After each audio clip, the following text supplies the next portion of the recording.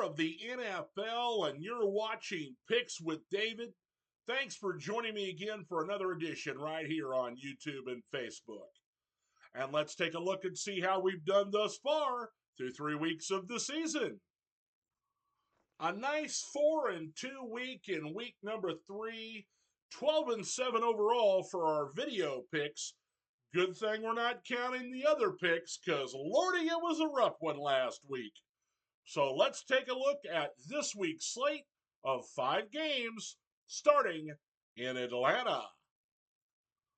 The 2-1 New Orleans Saints take on the 1-2 Atlanta Falcons in a battle in the the NFC South Division. And I think this is going to be a really good one, and that's why we're picking it. New Orleans comes off of a disappointing, low-scoring affair against the Philadelphia Eagles, and the Falcons had the Chiefs on the ropes in Atlanta, and so we've got a big matchup here, early season in the division. Both these teams expected to compete for the division title.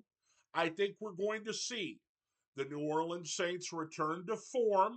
Not the same kind of defense in Atlanta that Philadelphia has. They're still a young team that's up and coming. They've got a new defensive coordinator, so they may not all be on the same page still here as we're in the early weeks of the season. I think we're going to see the play action passing, the short passing game, the West Coast offense style that Clint Kubiak brings. I expect a lot of ground game with Alvin Kamara, but these teams know each other very well despite the new defense on the Atlanta side of the ball, the new offense for the New Orleans Saints. Atlanta comes in here, and the best part about it is that they're healthy on the offensive side of the ball. Now, they try to run the football to set up the play action passing. They've got a two-headed running attack in both Bijan Robinson and Tyler Algier, and I think they're going to use that to their advantage in this game. The defense for the New Orleans Saints can be stout against the run, but they're an aging defense. And this team here, I think they're going to make some hay running the football against New Orleans. I think it's going to set up the play action passing, and when you get that play action passing, you're going to have some big plays down the field, even though they have excellent corners in New Orleans. I think this is a really tight game. I'm going to go with my heart on this one and take the New Orleans Saints to beat the Atlanta Falcons on Sunday. Undefeated Minnesota Vikings at 3-0 come into Green Bay to take on the 2-1 Packers. And this is going to be a lot more interesting matchup than we originally thought. Jordan Love looks like he's going to play for Green Bay. Malik Willis held the fort and kept things going for them against some weaker opponents. So they did not, lose every game along the way. And that shows that this is a solid overall team. Now, with Love coming back, is he going to be limited? Is he going to have to, protect himself from the pass rush of the Minnesota Vikings? Brian Flores' defense is based upon pressure, and they're going to bring a lot of it towards Jordan Love. A lot of quick passes back there for him if he's going to be the starter. I expect them to do the best they can to balance the attack out with the running game. And so playing at home, Green Bay, they're getting their quarterback back, but, I just think he's going to be rusty. And the Minnesota Vikings are playing so well right now. Now they're going on the road here to Green Bay. These teams know each other very well, but Green Bay's got a new defensive coordinator this year and a new defensive philosophy. But they've had time to check the film, and this offense led by Sam Darnold, who's played very well so far this year, he's going to have Jordan Addison back on this game Sunday. And I think that with the full array of complement of weapons, the ability to run the football, the pressure defense, I'm going to take the Minnesota Vikings to beat the Packers at Lambeau. Game number 3, it's the 3-0 Kansas City Chiefs at the 2-1 Los Angeles Chargers. And to be honest, I thought that this year was going to be the year that the Chargers, who usually give the Chiefs everything they can handle, were going to make some hay here, especially playing at home. But they are decimated with injuries. Bosa's hurt, Mack is hurt, the Derwin James has been suspended for this game.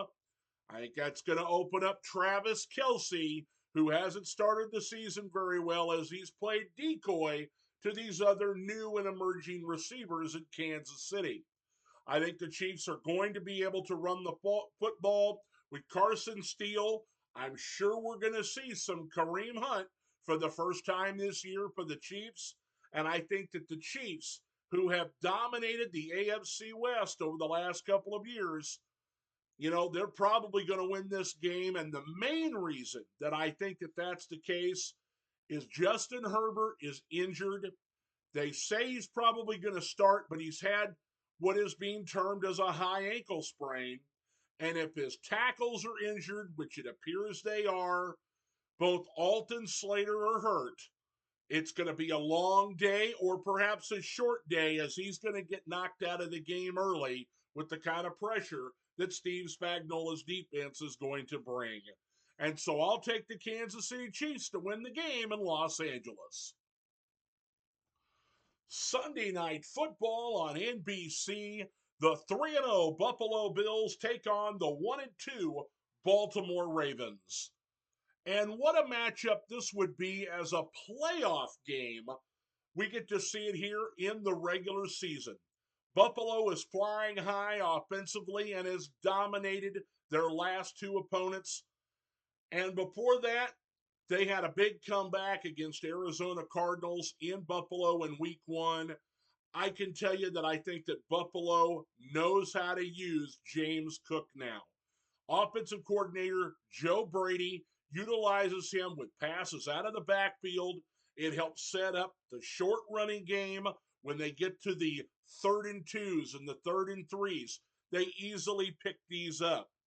They're throwing the ball on 1st and 2nd down to an array of wide receivers, most of whom are new to the team. Keon Coleman finally got into the end zone. We've seen some work from Curtis Samuel. Don't forget about Khalil, And so here's your guys. They've got a couple of great tight ends in Dawson Knox and in Dalton Kincaid. Expect the Buffalo Bills to play a lot of really good offense in this game, but they're playing against a defensive team in the Baltimore Ravens, a team that can now run the football with authority if they run out of the I formation with Derrick Henry. I think they finally discovered he cannot run out of the shotgun formation. It sets up a lot of play action passing for Lamar Jackson, or perhaps he fakes the handoff and then follows Derrick Henry like he's a fullback. So we're going to see a lot of that. I think this is going to be a high-scoring affair, back and forth.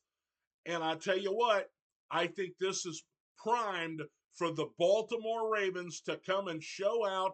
They disappointed the first couple of weeks of the season. They go on the road and got their confidence back against the Cowboys. Buffalo's riding high. And I just think that on a short week, because they played on a Monday night, they go to Baltimore. Baltimore's going to have something for Buffalo. I'm going to take the Baltimore Ravens to win on Sunday Night Football. It's another doubleheader Monday Night Football game on ESPN and ABC, and we'll take the better of the two. Again, here it is the Seattle Seahawks at 3-0, taking on the 2-1 Detroit Lions.